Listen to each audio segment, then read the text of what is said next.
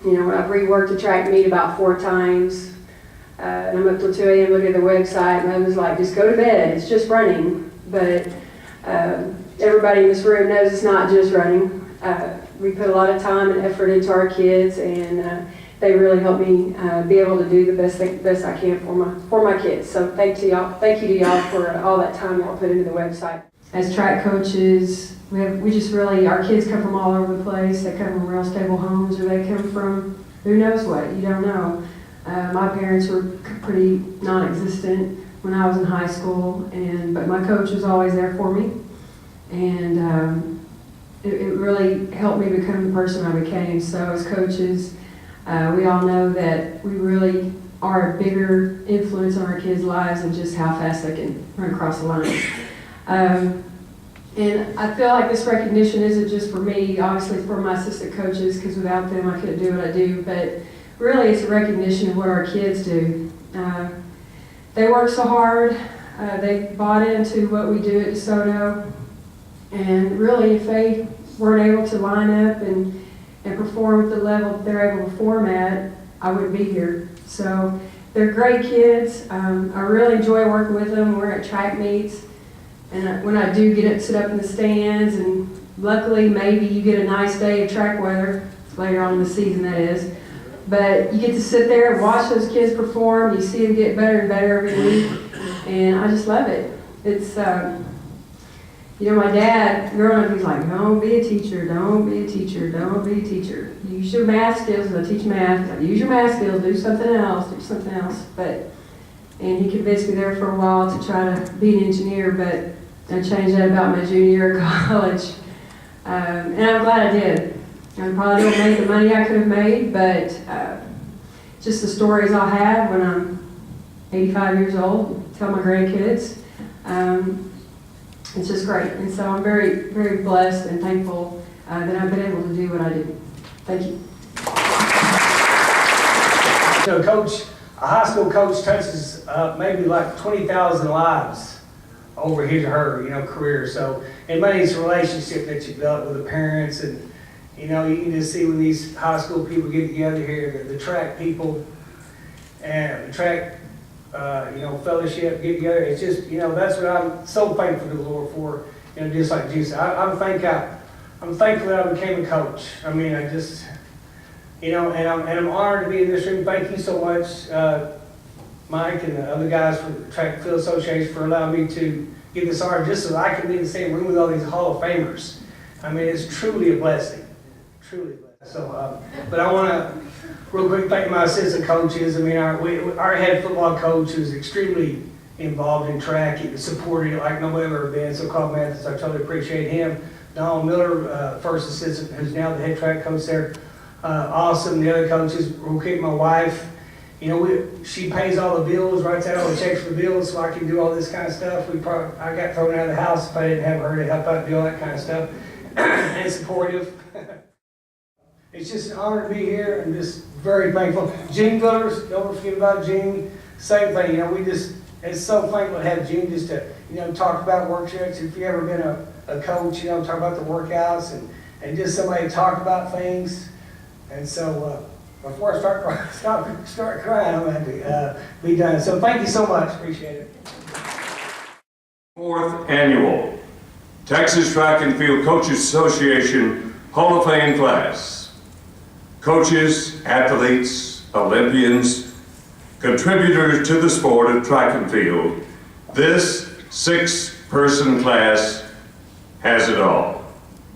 Joining the 3 previous classes are some of the sport's most decorated individuals, not just in the state of Texas, but nationally, and as you will hear, internationally.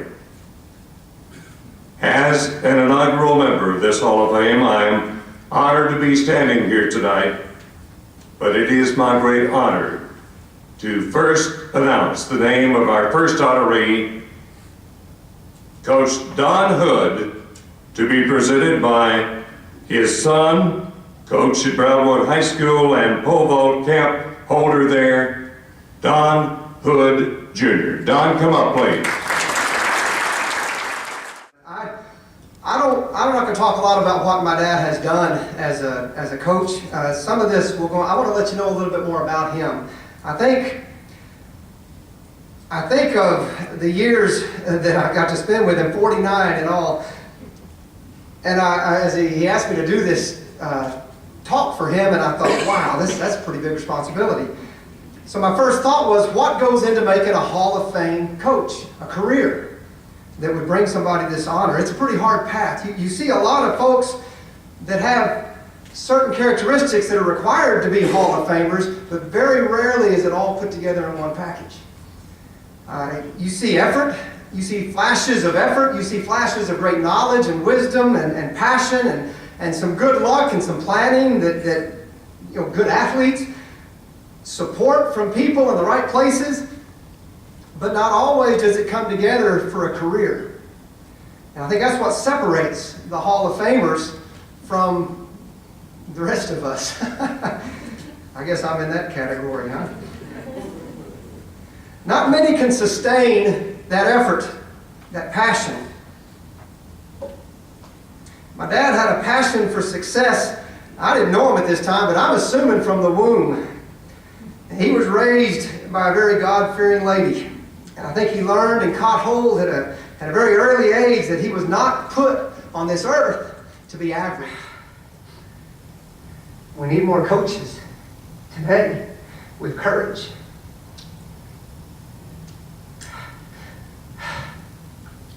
With a passion.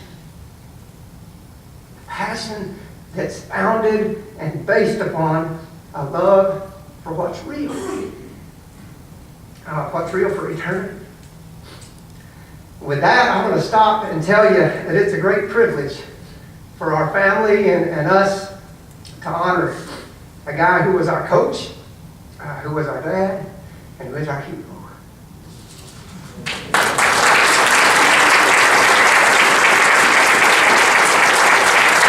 And I think coaches should realize what power they hold with those kids, because it's a one-on-one deal. It's not like coaching football and all that stuff, and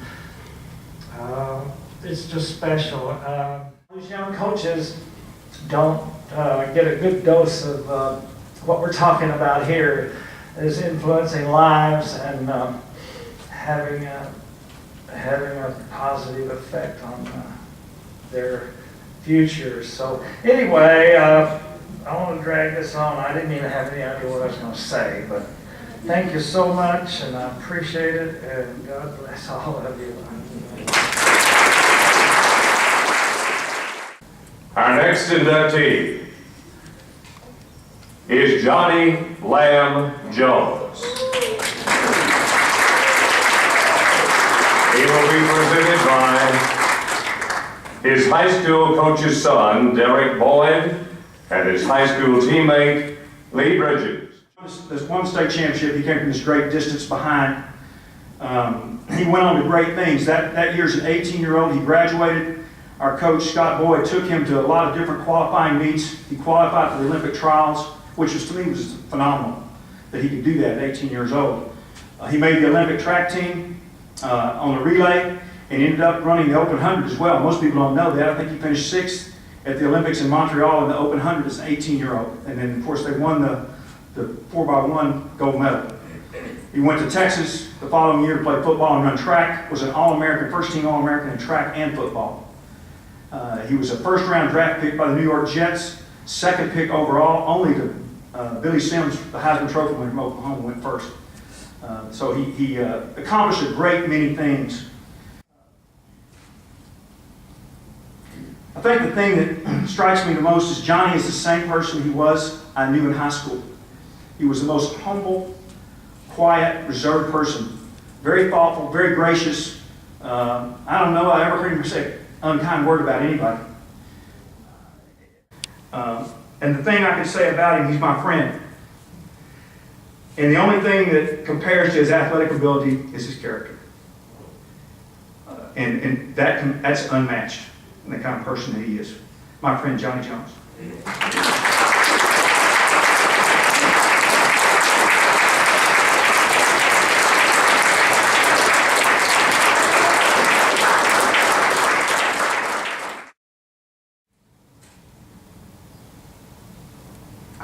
say thank you to God.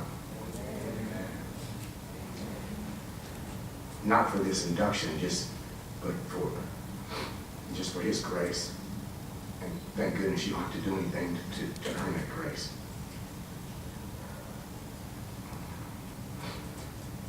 I'd like to thank all the coaches for all the things that they do for all the kids out there. And I'd also like to apologize to those coaches, first for myself and for guys that, just like me, made some bad decisions along the way and didn't get to fulfill the dreams that you had for us. And I know some of you coaches sitting out there, you have that athlete that you knew was going to do great things, and he just, somewhere along the way, got off track. And I just like to say that for all those guys that have made those kind of decisions along the way, just share your stories with some young kids growing up so they won't have to make the same mistake or get a chance to. And I've been blessed all my life to have people around me, just like this guy sitting over here, Lee. Coaches, not just coaches, just people in general.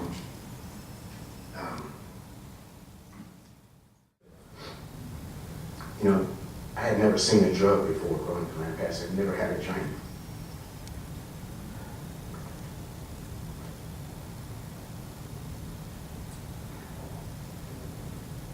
Before it was all over with, I was hooked on crack cocaine. I was an alcoholic. And, you know, people talk about sports and they think about the winning and the losing. And it's not just about winning and losing. It's about what sports, how it prepares you for life and how to deal with real life. And that's what sports does more than anything. You know, one of the lessons my mom taught me about sports is, and I learned this in the 9th grade. I used to think I was a short distance runner. I didn't like running long distance, and I coach. You know, being a quarter miler, you're going to have to do some over distance. And this is my freshman year, and we had a cross country. It was like a 5-mile cross country. It was a 2.5-mile race around the golf course. And usually, I usually have a good attitude in sports. I've always been coachable. And just, I don't know what was wrong with that day. I just made up my mind that I just didn't want to run 5 miles. So I jogged part of it, and then I started walking. I think I walked the second part of it. Everybody was already finished by the time I finished it. And the coach was kind of upset, and to make a long story short, I made one of those dumb decisions, just like other kids have done. You don't get your way, or things don't go your way you want them to, you end up quitting. I'll show you, I'll just quit. Well,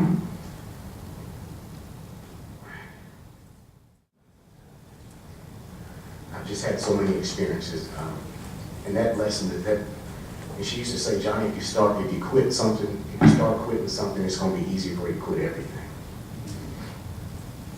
And she was right.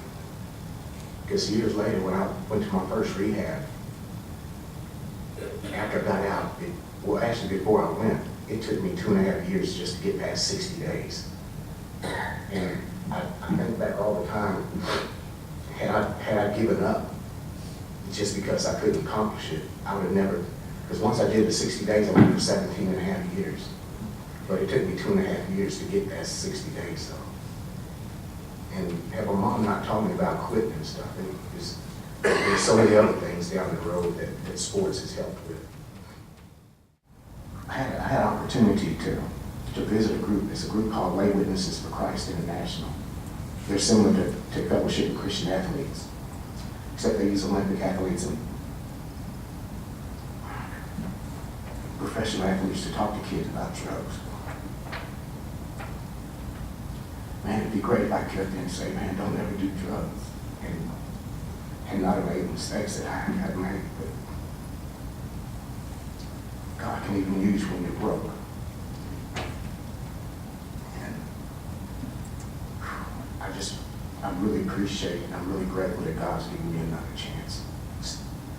I didn't really understand the platform He had placed me on before. But I'm going to do better with this one now. Thank you. Former coach and Hall of Famer, Coach Ernest James. Roy Martin, the robot, was a legend in high school.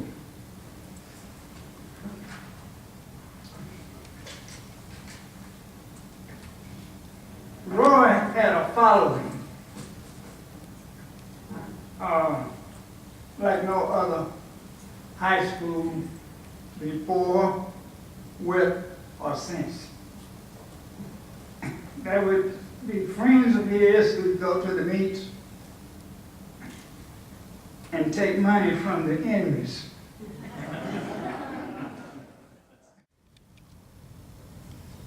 We would run track meets, and the word had gotten around. I'm going back to the 9th grade year in a minute. But word had gotten around about this kid, Robot. And I'd get invitations all over the country to bring my team so other people could witness in person. And by the way, I never had to tell them anything but once. Never, never, never. But once.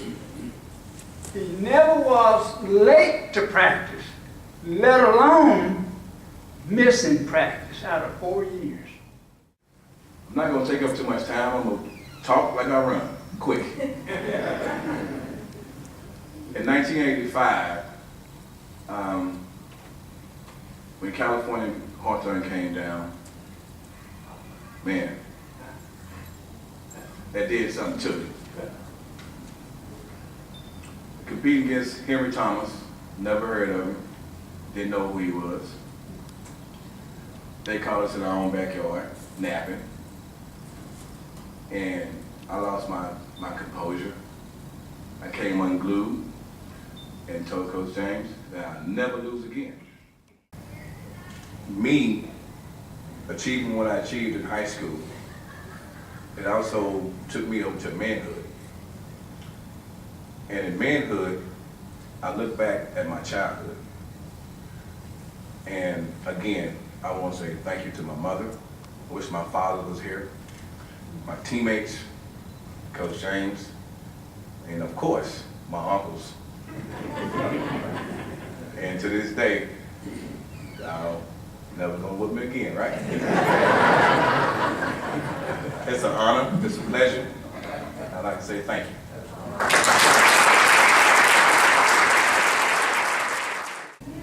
To make the presentation, Hall of Famer Herb Shaner. Now Don Hood, I'm sure, Coach Hood, like myself, we preached win number one, take first place. Now that's our core coaching. I'm not roasting Ernest James, but he was telling his boy to take second place. He wasn't fast at all. Poor guy, he wasn't strong. The coach said, well, you can wear your tennis shoes and just run with the distance guys. Well, that just made him feel good. He made the team. John is real proud of what he did in running. Well, in spite of all the nice things that Herb had to say, I'm sure that a lot of you have the same question in your minds that I do, with all these great coaches and Olympians and so forth. What in the world am I doing up here in the Hall of Fame? And I don't know that I've got a good explanation other than the fact that a lot of people have contributed to my being here today. To hear you continue wears me out. And I commend you. You are well deserving of this honor. Our sincere congratulations, John Pritchett. Our next inductee, Eddie Southern. To be presented by two-time Olympian, holder of 5 gold, silver, and bronze Olympic medals. He holds up 4, but tonight it's 5. Longtime starter at the Texas Relays, ladies and gentlemen, Hall of Famer Thane Baker. I've been working track meets for 52 years, and I've worked with Herb. Yes, we've done the Mountain View College bit, and Kimber Relays. I was there in the early 1960s when they started that. But the one I want to say is that I've been around long enough to start, I think, every runner tonight and many others, but that's been a great honor for me to be able to start them and watch them run. Eddie and I go back to the 1956 Olympic trials. After the Olympic trials, there were exhibition meets between June, when the trials were held, and the Olympics were in November and December. So between the trials and the Olympics, we had exhibition meets. So Eddie and I had contact then. Then we were in the Olympic Village together in November and December of '56.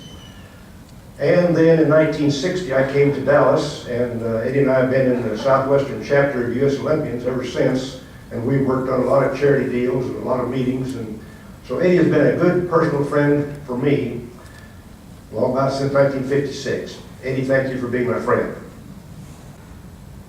I found in 1955 at the Texas State High School meet, he ran a 2:20 in the cinders at 20.7 for the best time ever for a high school runner.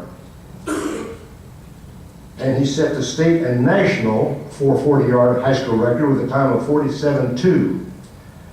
The 220 state high school team was the best until they switched to metric in 1977, and his 440 high school time was not bettered until 1968.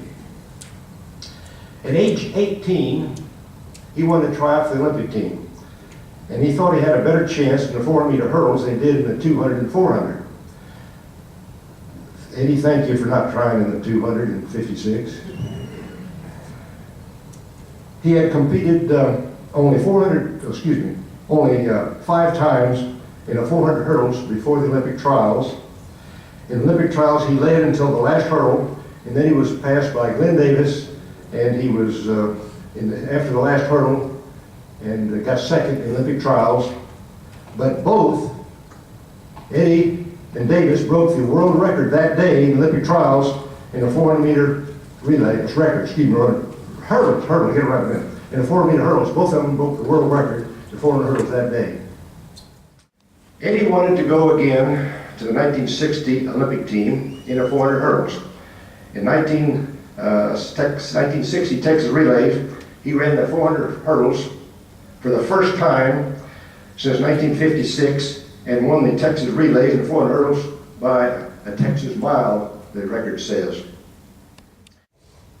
I appreciate and understand the dedication of high school track and field coaches. They're usually underpaid. I know they're overworked. And the dedication that they have to the sport and developing young men and women to do the best that they can do. It is unheard of in any other sport, in my estimation. So I thought I would do this.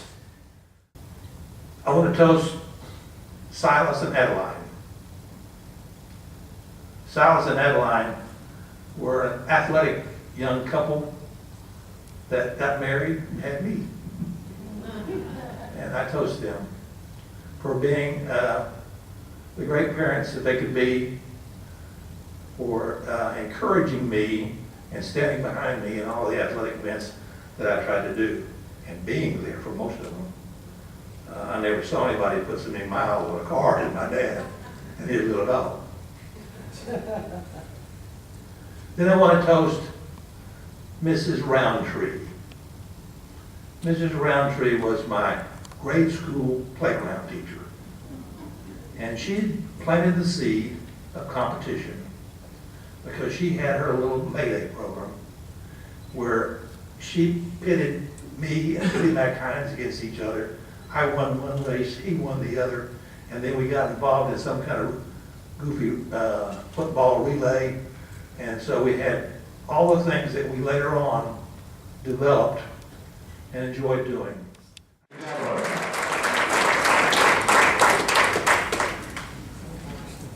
I too am a graduate of Sunset High School.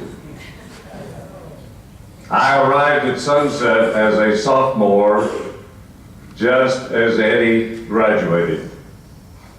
He had, as Thane told you, just in that state meet, set 2 national high school records. He was legend, folks. And then he became a member of the U.S. Olympic team in 1956, the youngest member of that team, won a silver medal after setting an Olympic record in the semis, went on to great things. But my greatest memory is the first time I ever got to see you run at Memorial Stadium when I was a freshman at Texas in the spring of 1958. The team was running a 4x2 on that center track. And as I recall it, you were on anchor and Gainey was handing off to you, and that was the far north corner of the stadium. And as the exchange happened, you threw a shoe, and it went about 20 feet straight up in the air, and you finished that race on the centers in your stocking foot, and the team set a world record that day. Eddie Southern, ladies and gentlemen. Shalendria Spears, to be presented by her mother and longtime coach, Bernadette Spears. Please welcome her. At the very tender age of 4, she began her trek to running. She had on a pair of little sandals out in the front yard. Me and my husband were out talking. She had to engage our attention by asking us to watch her run. Well, we weren't interested in that because we were engaged in our conversation. But we remembered that when she turned and put her little hands on her hips and said, "Dad, watch me run." So we turned and we watched her. And at that moment, it was just a blur because all we saw was her little sandals flying down the driveway. Thus, her career begins.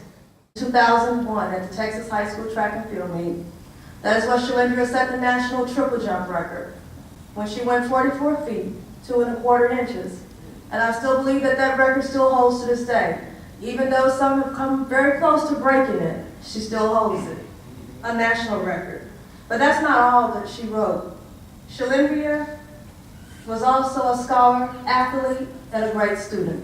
She graduated in the top 10 percentile of her class in 2002. Shalendria could have gone either way, academically or athletically, to any school in the United States that she desired to go. But her heart was set on Texas, and Texas is where her calling was. She is currently the girls' head track coach at MacArthur High School for cross country and for high school track girls and boys cross country. And I'm very proud to stand before you in this audience to introduce to you my daughter, a family member, a friend, Miss Ychlindria Spears.